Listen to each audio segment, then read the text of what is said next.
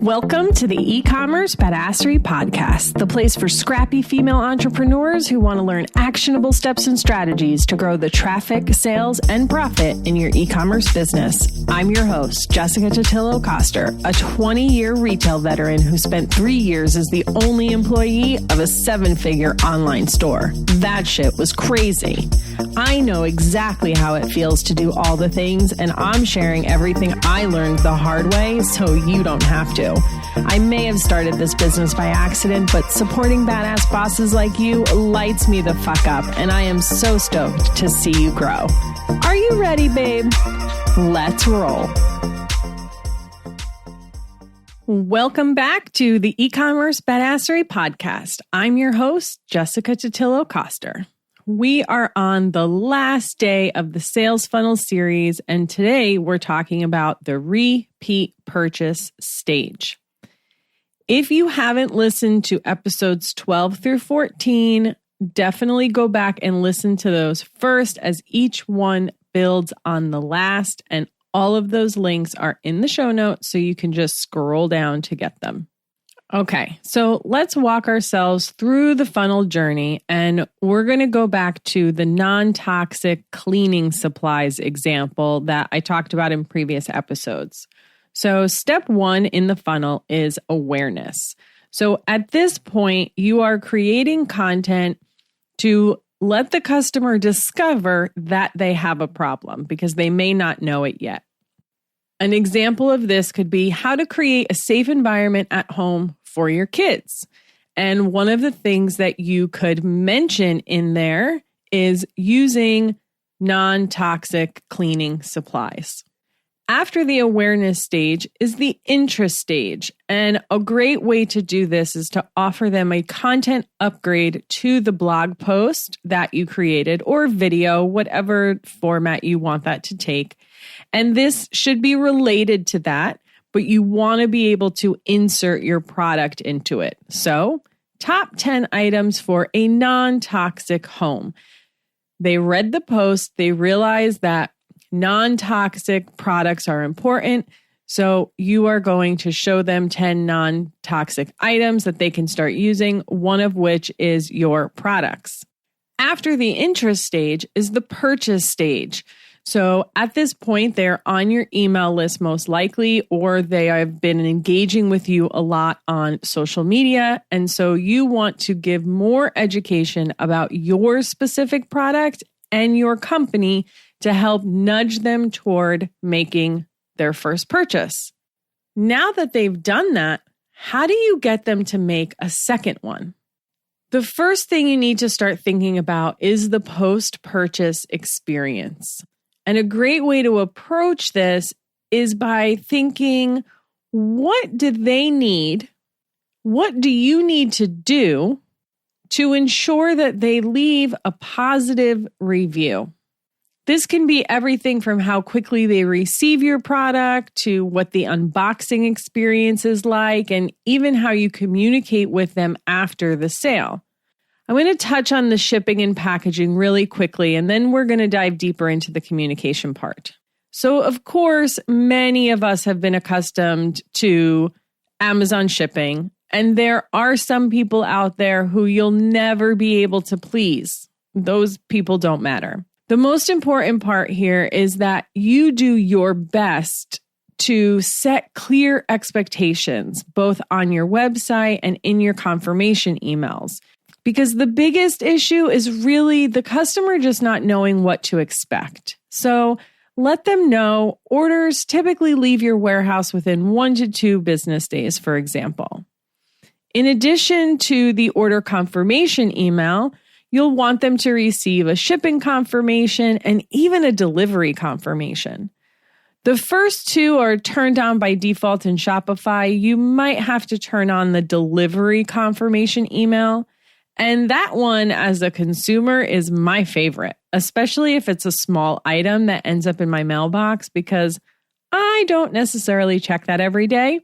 Sometimes I have a package in there and I don't even know it. But if I get that email that says it's been delivered, I know to go look for it. And I don't know about you, but I get really excited when I have something to open. I sometimes open my husband's deliveries just so I can open a box. He just lets it sit there, but I need to open it and see what's inside. When it comes to the unboxing experience, you want to make it special. And that doesn't necessarily mean you have to spend a shit ton of money on custom packaging or anything like that, because it is likely going to end up in the garbage. But pretty tissue paper, or the way you wrap it, a branded sticker inside, or even an insert or handwritten note thanking them for their purchase all goes a really long way, and it doesn't have to be expensive. I love the site printdirtcheap.com for inserts and stickers. They do ship from California, so that was really convenient for me. That's where I'm located. You might want to find someone that ships more locally so that you can save some money on that. All right, let's dive into the real meat of this, and that is your post-purchase emails. And that's more than just the order confirmation, those emails I just mentioned. Do you currently have an email that goes out after your customer makes a purchase, aside from those other transactional emails? If you don't, you should. And if you do, keep listening, because I want to make sure you have the right content in there. What you put in this email is 100% going to depend on your product. But remember, your goal is to make sure the customer has a good experience with your product so that they'll leave you a good review. The easiest place to start here is to think about, do you need to educate them on anything? Does your product have a learning curve? If you're not sure, think about the feedback you've gotten in the past. Are there common problems that come up that seem to be from user error, or questions that you see over and over again?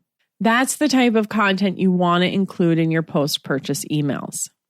If you are selling hairstyling products, for example, can you send them a video for how to use it? If you're selling candles, remind them to cut the wick before they burn it. Or are you selling CBD and need to explain how to find the right amount to use?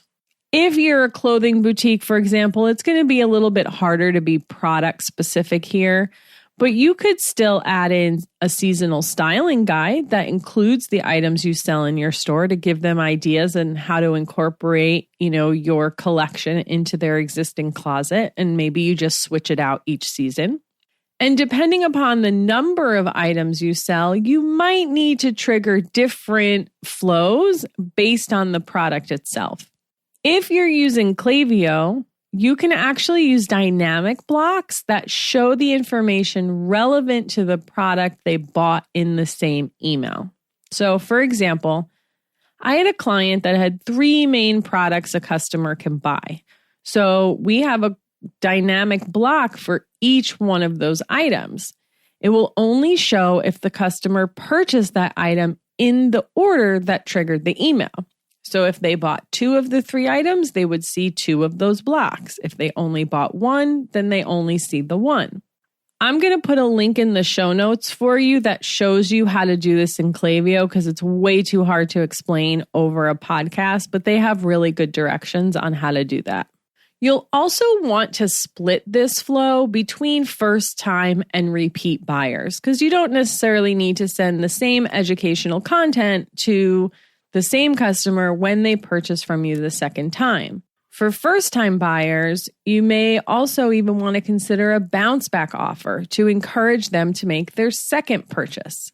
Make sure you give them enough time to redeem it, as they're likely going to want to receive your product and try it before they commit to making a second purchase from you. For repeat buyers, you can keep it a bit more simple if you like. Maybe make it just a thank you email. You appreciate so much that they made a second purchase from you. If you do have a rewards program, this is a great place to remind them. You can even encourage them to share about you on social media, or just invite them to your other channels where you create content for them. When it comes to those second-time purchasers, just make sure you're really conveying how much you appreciate that they are supporting your business. You're gonna have to brainstorm on this a bit to figure out what's best for you and your company. I recommend starting with a brain dump where you just get out all the things on paper everything your customer needs to have a good experience with your product. In this week's freebie, there's going to be a worksheet to help you do this. So you can go to ecommercebadassery.com/15 to grab your copy. Once you figure out what you need to do or tell them, then start gathering or creating the content you're going to need. And then lastly, you can map out your flow. When it comes to the main education of your product, you likely only need one email. Another thing that you can do with your post-purchase series, though, is add on evergreen content. So if you have blog posts or other videos that aren't time sensitive, share those. This way, you know you're keeping in touch with your customer, even if you're not sending regular campaign emails. One other note about that educational email, too, is I would resend it to anyone who didn't open it the first time. And you can just add that into the flow. So put a few day delay, maybe it's 3 or 4 days, and then add a condition to say, did they open this first email? And if they didn't, resend the same email. The content can be exactly the same. You can just copy the original email you created, just update the subject line. If this is all sounding overwhelming to you and you want a little bit more support here, I do offer one-on-one strategy calls where we can hash this out together. I'm here to support you. Speaking of a rewards program, do you have one?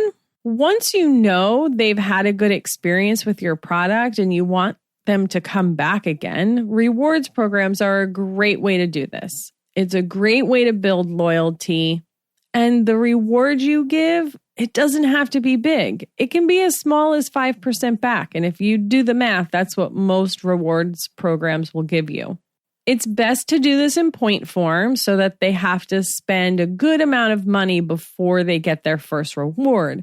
But the overall reward only needs to be the 5%. So for instance, for every $100 they spend, they get a $5 reward to use toward their next purchase. You can also create different tiers to better reward your most loyal customers. The higher the tier, the higher the perks. And whether you want to award them with free products or just want to give them more bonus reward days, like where you do double rewards points, for example, it doesn't have to be overcomplicated. And I love a good double rewards day over just a straight discount, right? Like, let's just reward those people who are consistent shoppers with us and give them a reason to come back. And we don't have to give away the farm. If your product is consumable, a subscribe and save option or a replenishment email series is also a great way to get people to come back. For the subscription piece, check out Recharge. They're my favorite subscription platform for Shopify, and they play pretty nicely with Klaviyo. If you're not ready to add a subscription element to your business, start with a replenishment flow. If you know your customer needs to replace your consumable product every 30 days, you can send a reminder email about 21 days after you fulfill their order to nudge them toward making their next purchase. Klaviyo has a flow specifically for this, which will link them to a cart on Shopify with the items already added. It's pretty nifty. I know I kind of threw a lot of information at you in a short amount of time. It's a lot. If you do nothing else, start with the post-purchase emails. You can get a lot of bang for your buck there and start to build an amazing relationship with your customers. If you want to talk more about this, come on over to the eCommerce Badassery Facebook group. I love continuing the conversation there and seeing how everyone is implementing this into their business. That's all I have for you today. Don't forget to grab your freebie, ecommercebadassery.com/15, and I'll see you on the flip side. Thank you so much for listening to today's episode. If you like what you heard, I'd be so grateful if you'd leave a review on Apple Podcasts, and don't forget to subscribe so you never miss an episode. And if you're looking to surround yourself with more product entrepreneurs who totally get your life right now, get your booty on over to the eCommerce Badassery Facebook group. Can't wait to see you there. Until next time, e-commerce friends, stay badass.